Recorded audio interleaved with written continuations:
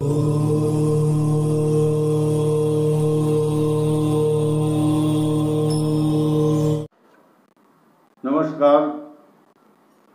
आज हम बहुत महत्वपूर्ण विषय लेकर के आए हैं आपके सामने।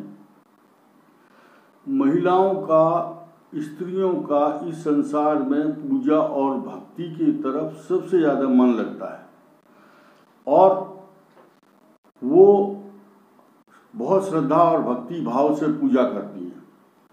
लेकिन एक चीज़ जो बहुत महत्वपूर्ण है, आज उनको ये बात सीख लेनी चाहिए। 4 काम खास तौर से वो करें जिससे कि आपके घर में धन लक्ष्मी खूब आएगी, कलह खत्म होगा, बच्चे खूब उन्नति करेंगे, आपके घर में वंश वृद्धि होगी, आपके बच्चों की नौकरी व्यापार उसमें खूब तरक्की होगी, बाधाएं नहीं आएंगी। लेकिन अगर ये 4 काम नहीं करेंगे तो पग पग पर परेशानियों का सामना करना पड़ेगा।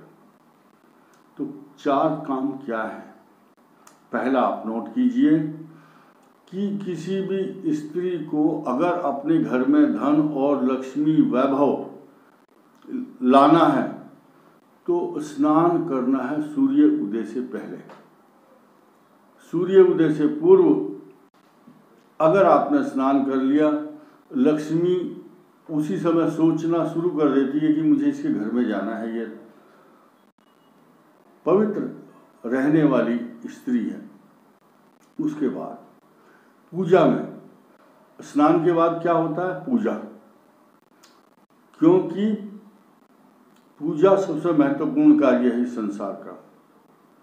शतम विहाय भोक्तव्यम, 100 काम छोड़ करके भोजन करना चाहिए जब भोजन का समय हो रहा है, और 1000 काम छोड़ करके स्नान कर लेना चाहिए सूर्य उदय से पूर्व।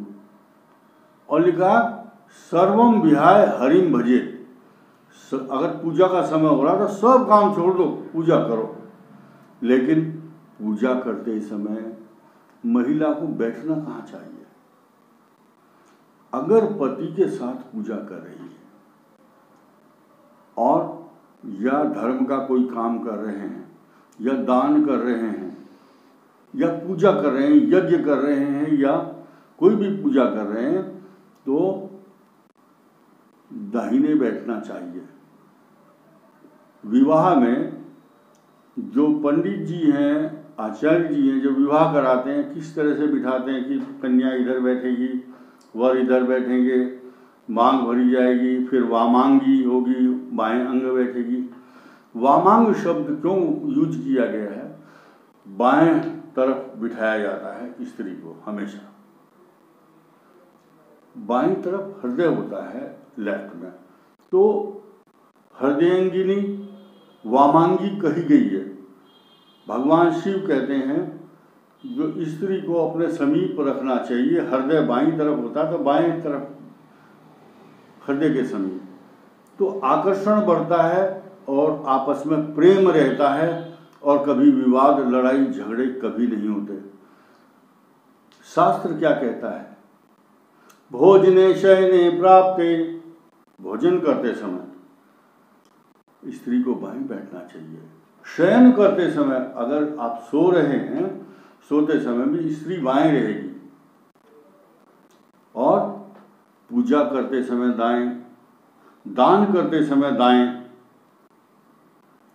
और जब युद्ध का मैदान हो, कहीं लड़ाई हो रही है किसी से, भगवान ना करे किसी के साथ लड़ाई हो, तो लड़ाई में पुरुष का ये धर्म है स्त्री को पीछे रखे। लेकिन एक बात जो बहुत काम की है, बताने वाला हूँ, इस पर सब पूरा ध्यान, पूरे देश का ध्यान जाना चाहिए। मार्ग में चलते समय अगर पैदल जा रहे हैं, पहले लोग पैदल ही जाते थे, अब तो गाड़ियों में घूमते हैं या जहाज में जाते हैं, वो अलग। मार्ग में जब पैदल चलते हैं तो स्त्री को आगे चलना चाहिए, पुरुष 4 कदम पीछे चले। उसके पीछे बहुत सारे कारण हैं। स्त्री को अपनी नजरों में रखने का विधान है उसके आभूषण हैं, कोई आभूषण ना गिर जाए, उसके ऊपर किसी की कुदृष्टि ना हो, कौन उसको कोई हानि ना पहुंचाए। इसलिए स्त्री को दो चीज बहुत महत्वपूर्ण है और तीसरी चीज का वर्णन करूंगा।